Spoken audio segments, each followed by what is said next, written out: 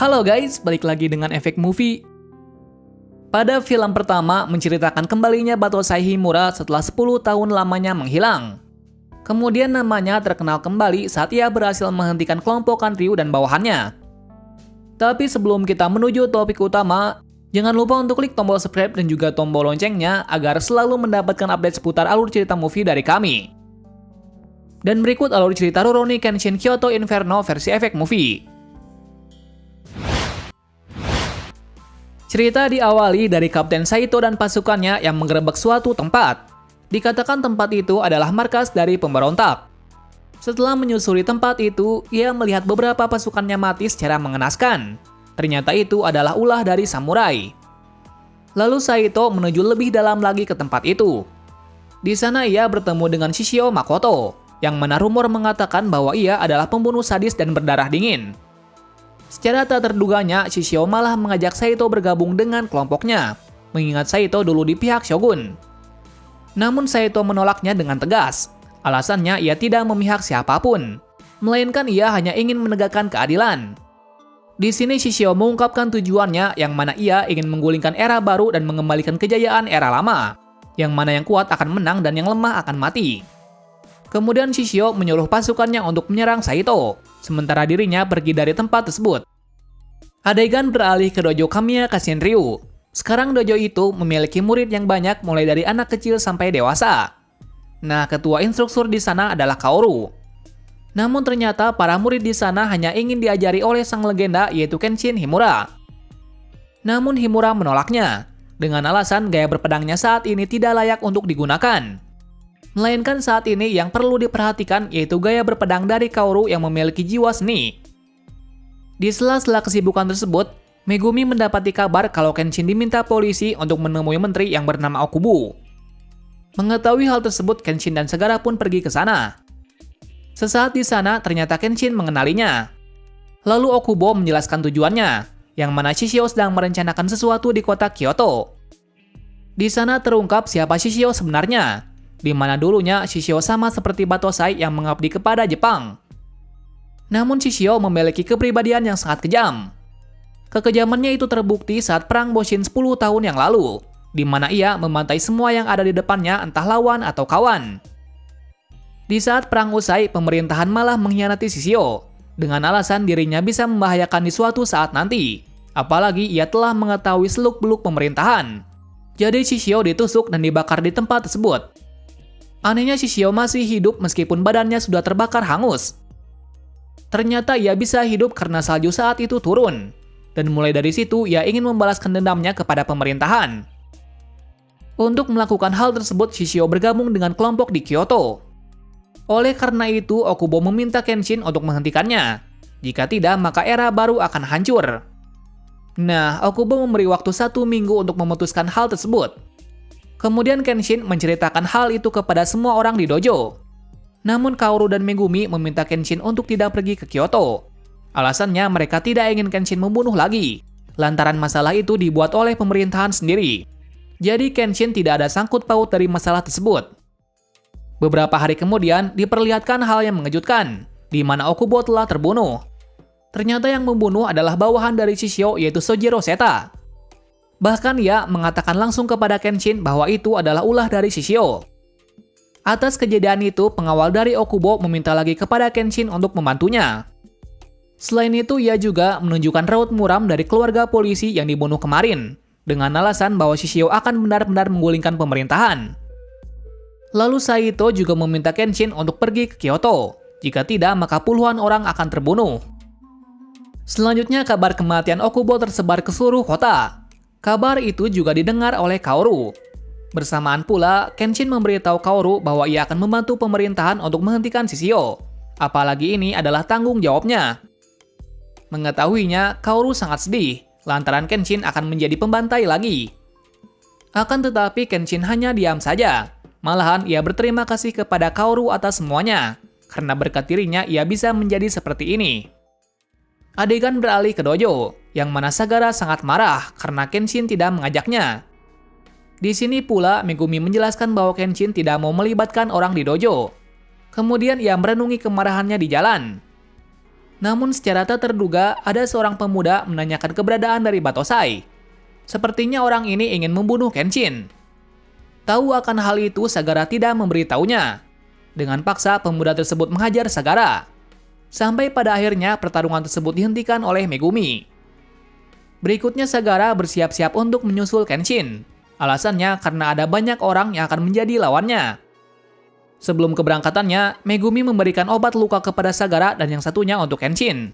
Akan tetapi Sagara memberikan obat Kenshin pada Kaoru, dengan alasan yang bisa menyembuhkan Kenshin yaitu Kaoru. Yang berarti Sagara ingin Kaoru pergi ke Kyoto. Di sisi lain Kenshin beristirahat di tepi laut. Namun secara tiba-tiba ada seorang wanita yang mencuri pedangnya. Namun tak berapa lama kemudian Kenshin dengan mudah mendapatkan kembali pedangnya. Waktu itu Kenshin menunjukkan pedangnya yang memiliki mata pedang terbalik. Hal itu membuat wanita itu tidak jadi mencurinya. Ternyata alasan mencuri pedang tersebut hanya untuk membayar perjalanan pulang. Bersamaan pula ada seorang anak yang meminta pertolongan kepada mereka, yang mana kakaknya sedang terluka parah akibat serangan dari kelompok Shishio. Selain itu desanya juga dihancurkan oleh kelompok tersebut. Keesokan harinya, anak itu membawa Kenshin ke desanya. Di sana mereka dikejutkan dengan adanya penampakan kematian orang tua dari anak kecil itu. Lalu tiba-tiba ada sekelompok orang yang mendekati mereka, di mana mereka akan membunuh semua yang ada di desa. Alasannya karena ada seseorang yang akan membocorkan informasi dari Shishio. Oleh karenanya Shishio memerintahkan untuk membantai desa tersebut. Dengan marahnya, Kenshin dengan cepat mengalahkan mereka semua dengan teknik berpedangnya. Melihat itu, wanita yang bersama Kenshin pun terkejut, karena ia bersama dengan Batosai yang asli. Setelah menghabisi semuanya, Kenshin menurunkan orang tua dari anak kecil tersebut. Bersamaan pula ada seseorang yang mendekati Kenshin. Orang tersebut adalah Sojiro, yang mana ia meminta Kenshin untuk bertemu dengan Shishio. Sesampainya di sana, akhirnya ia bertemu dengan Shishio. Lalu ia pun menanyakan tujuannya. Shishio mengatakan bahwa ia akan membuat Jepang seperti dulu kala dengan hukum, yang kuat akan menjadi pemimpin sementara yang lemah akan mati. Perkataannya tersebut membuat Kenshin marah dan menghunuskan pedangnya. Melihat pedang Kenshin, Shishio sangat kecewa. Untuk itu, ia meminta Sojiro untuk melawan Batosai. Di sini diperlihatkan kekuatan dan kelincahan dari Sojiro, yang mana ia bisa mematahkan pedang Kenshin dalam beberapa serangan. Dengan pedang yang patah, Kenshin pun terdiam. Setelah kejadian itu, ia pun melanjutkan perjalanan ke Kyoto. Di lain tempat diperlihatkan Shishio yang akan memulai rencananya untuk menggulingkan pemerintahan. Untuk mendukung rencananya, ia meminta bantuan kepada kelompok yang disebut sebagai 10 pedang. Di lain sisi, Kaoru merenungi kepergian dari Kenshin. Kemudian ia membulatkan tekad untuk pergi ke Kyoto. Ia pergi ke Kyoto bersama dengan Yahiko. Adegan beralih kembali ke Kenshin. Waktu itu ia telah sampai di Kyoto. Namun secara tak terduganya ia bertemu dengan wanita pencuri kemarin. Wanita itu bernama Misao Makimachi. Dengan senangnya ia membawa Kenshin ke dojo miliknya. Di tempat itu, Kenshin disambut dengan hangat oleh ketua dojo yang bernama Okina. Ternyata Okina adalah seorang ninja pengintai yang dulunya bekerja sama dengan Shogun. Jadi tak lain Misao juga seorang ninja. Selain itu ia mengungkapkan bahwa dojo ini adalah markas rahasia, sekaligus menyuruh Kenshin untuk berhati-hati kepada seseorang yang bernama Aoshi. Dulunya Aoshi adalah ketua dari ninja pengintai. Namun pada masa transisi, Shogun malah membunuh anak buahnya, dengan alasan Shogun telah digulingkan. Dengan kemarahannya itu, ia membalaskan dendamnya kepada Batosai. Mengingat 10 tahun yang lalu, Batosai adalah orang terkuat yang membuat era baru dimulai. Berikutnya Kenshin mengungkapkan tujuannya datang ke Kyoto, yang mana ia ingin menghentikan Shishio yang ingin menggulingkan pemerintahan. Mengetahui hal itu, Okina pun menawari bantuan, karena jaringan informasi dari ninja masih beroperasi sampai saat ini. Dengan senang hati, Kenshin meminta bantuan untuk mencari orang yang bernama Shaku Arai, yang mana Arai adalah orang pembuat pedang terbaik. Dengan cepat, Okina mendapatkan informasi itu. Ternyata Arai telah mati beberapa tahun yang lalu. Mendengar hal tersebut, Kenshin pun pergi ke makam Arai.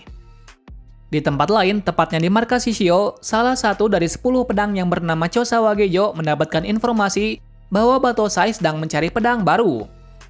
Adegan beralih lagi ke Kenshin, yang mana ia teringat masa lalu bersama dengan Arai. Terakhir kalinya ia bertemu dengannya saat ia mendapatkan pedang mata terbalik.